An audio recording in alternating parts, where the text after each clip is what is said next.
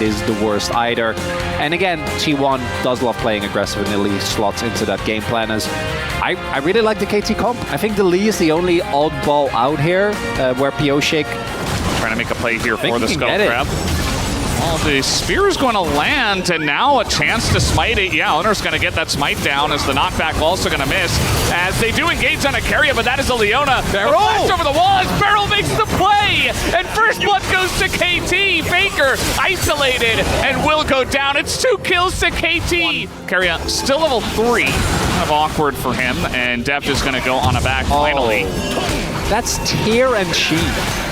That's the dream, you know? Dream. You don't have to make a trade. I actually got 2 long swords as well. You don't have to make a trade-off of, do I get one or the other? I also want to highlight that they do get the crash, so Deft will be missing a bunch of minions here. I'm not 100% sure if this was on the cannon wave.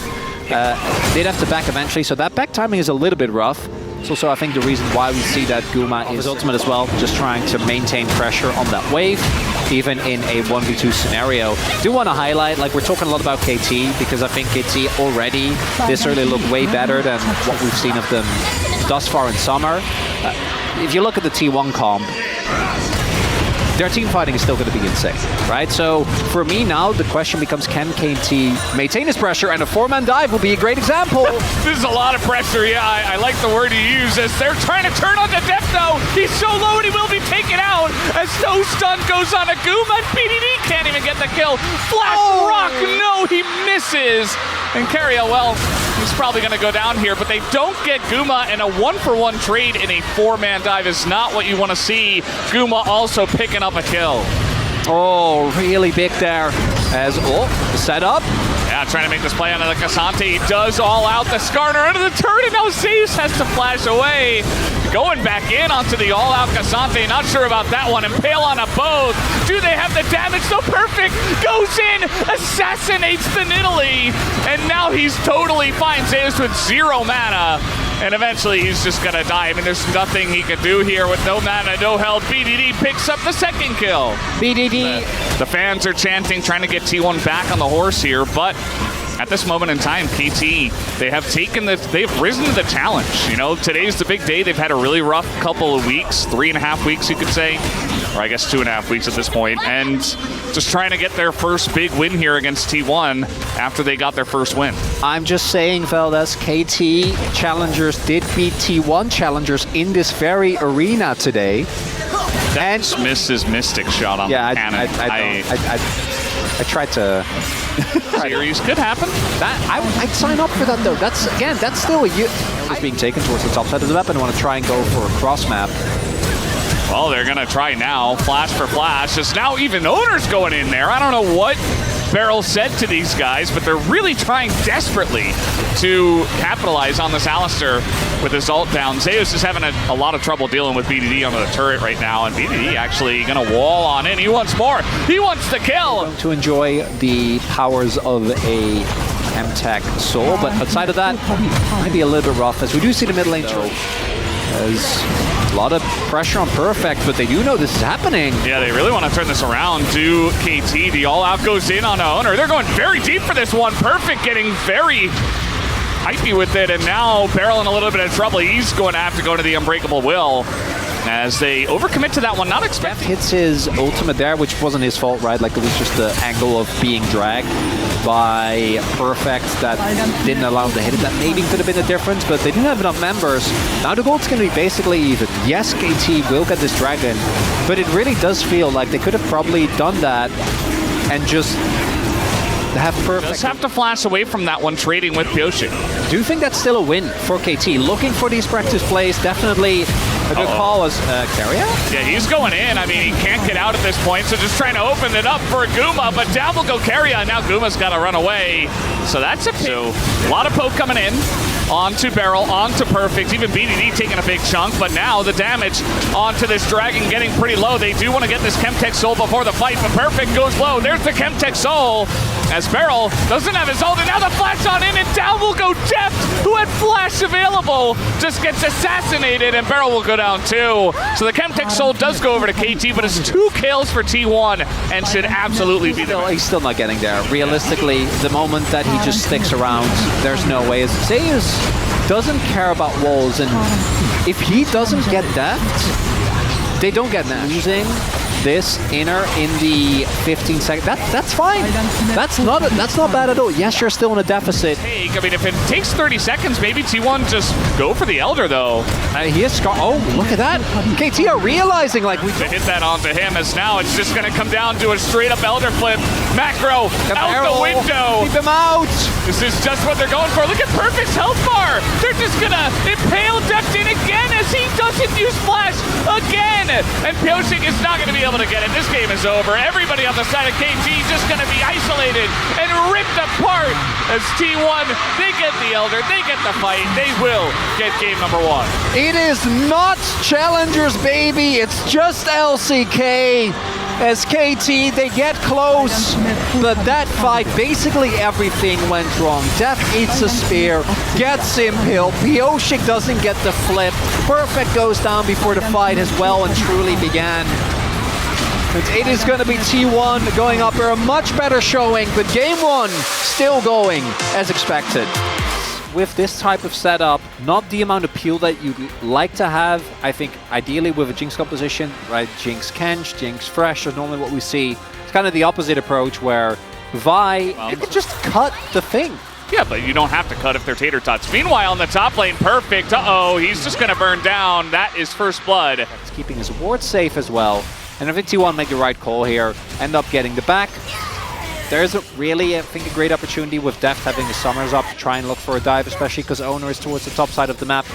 Not going to be the case. And KT pick up the first cut and should be able to just get all 3 grubs here with the protection given. It's a nice win for them. Yeah, feels very good. We've seen BDD trying to hit seismic shoves against Faker, and it's just not happening. I don't know, he's not able to hit it. Faker's dodging a lot of them. I really like the Viego pick into the Vi because it denies a good target, right? Like, you just can't, as long as the Viego knows what he's doing, can't reliably lock him down with ult. I do think that, as we see there, in these type of matchups, whoever gets the jump on the other one is always going to feel great. So as they are coming in... Do they not see them? I mean, this is going to be really big. They get the kill on Aguma for sure. And they're going to hand it over to Deft as well. So the Jinx there, I mean, Carrier is coming into the mid lane, and Owner is angling towards the top side, but that's the 4 on a gold. Yeah. And then with the Faker TP, they're basically saying, we're going to trick the Dragon now. Faker just going on in, wants to take a 1v1. He has Owner coming over as well. BDD in a bit of trouble, does flash, still dies. I mean, BDD does have TP, but I don't know if they can delay for 15 seconds. Oh, wow. Double TPs. No TP, and Carrier's just going to charm everybody up. The Zeri, nice angle, but they do just press the R button on him, and Guma just burning to a crisp as the Drake. We were right, it does go the way of T1, but a big fight potentially. Over to the side of KT is the Impale here. Zeus just trying to peel for the team. Carrier decides, well, I'm dead too. He's getting a world where you don't have the Vi to hold him down on that. He just dashes away from it and keeps his distance. He's going to be doing insane amounts of damage, can kind of push them away. But yeah, I mean, the power of gonna continuously try and accelerate his. Oh my god! Do you think they care? Do you think they care about the Viego? No, it's just a dead Faker. Top 4 grubs ended up being taken. Pyoshik didn't want to run the risk of trying to play for more. 5 without Equalizer, without the Solar Flare, as now Faker's coming in. Carrier also going to proc that ultimate. Zeri over the wall here, but a lot of low health bars on the side of T1, and now getting into that backline is Perfect, doing so much damage, and now Faker and Goop them down. Carrier and Faker also coming over the TP as well. God. From Zeus, this is getting so spicy. Pyoshik, though, is able to get the objective. Should be at least 2 kills to the side of T1 as they take down both Pyoshik and Barrel. Just gonna blow them up, and you have so much to follow up on it that you don't necessarily want to target him, but it gives you a lot of freedom in terms. There's Vi, there's Talia. I'd have wanted to look for a different angle because right now it doesn't feel like T1 are getting any of the fights that they're looking for. And now we're getting to the point where before I'm like, if Def dies, you know, I think KT might be in trouble. That's not the case. Like, BDD, Def, and Perfect all are perfectly capable of just 1v9ing a team fight. Well, they're trying to go on a Zeus. They're trying to test my theory, and you know what? I think it's going to work, especially with the Talia wall. They can pick anyone on the side of T1. And Faker, you know, he's doing his thing over on the left side of the map here. He's trying to trade an inner turret, and he might just be able to.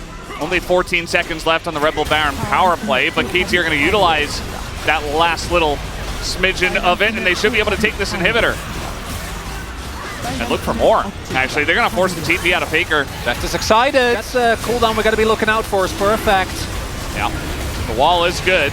Zeus isolated once again. We're fighting over a singular Chemtech Drake as the Impale. This time pretty good, but the follow-up is not there. Finally, Keria gets in, but look at the damage already as Faker goes in. They take out the Jinx, but now the Rumble is just melting everyone.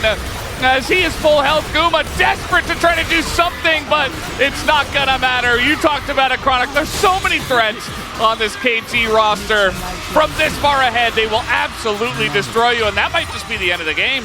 And the telecom war delivers, Feldes, as we're about to go to a game number 3.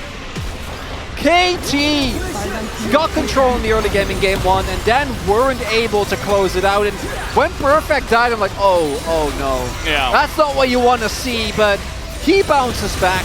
Pioshik on the Vi has an incredible performance. BDD's walls were great. And we're going to game number 3. Game number 3s are real. Tyra here, and it's Brom to finish off the draft. R5 Brom here for Beryl. Huh. I don't know what to expect from that. Okay, this is a bit too... Well, he's found the enemy team. There is a Braum there. Beryl absolutely going to flash there. Trade level flash 1! with Faker, and you know what? Over the wall, that's the stun. Faker's dead! It's the level 1! And it goes to Deft as well. The main question is, can we get anything out of it? As Faker did just go in. Yeah, he's going in. I feel like he's almost trying to make up for what happened earlier, but that's going to put him behind even further as mid lane, because Pioshik, you know, he identified the weak target early on, knowing he didn't have flash, was able to punish it already, and might be looking for some more. Early grubs are going to go over here as expected. T1 clearly not wanting to contest for that. Deft also is in the... You saw them kind of hovering around it and trying to get some pressure around the Drake, but Beryl just kind of had to stand there, and they were denied of any real entry. This time around, you have negative engage realistically. Uh-oh. If you get somewhere first. Yeah, Pioshik getting on top of Owner. He's just going to throw his whole kit on the ground, tries to flash over to Zeus, but now the Impale going to catch him, and Owner goes down. A lot of damage being done by the All Out, but now BDD comes over. He wants more. He wants blood. He wants to take down K'Sante, and that he will. Perfect picks up expectations, both in negative and positive ways, so many times. But is it actually happening after the as we said? He's looking for a third. I mean, this is really widening the gap in gold right now. And the big thing is, because of those earlier kills they found on Owner, they got 6 grubs. Like, that is an insane amount of power for BDD and Deft specifically. Deft as his W, BDD obviously with the Nashor's First has an incredible amount of attack speed. Faker can't defend this alone. No, and he'll be able to make it out still. As 4 plates. They might just take this straight up. 5. A turret before 14. The grubs. Keria's getting in there, and the grubs, they get it. The first turret and all of the plates before 14 minutes. Keria desperate to try to stop them, but instead he's just going to go down. Guma has to get away from the Impale, and Perfect is very tanky. He's still getting in there as Keria finally will be taken down. The reset comes in, and now the rest of the team is getting baited into this one. Although Zeus is coming in from the top lane, gets the All Out on a Pioshik, who is in a bit of trouble. Does get over the wall there, but he is going to go down. It's a double kill over to Guma.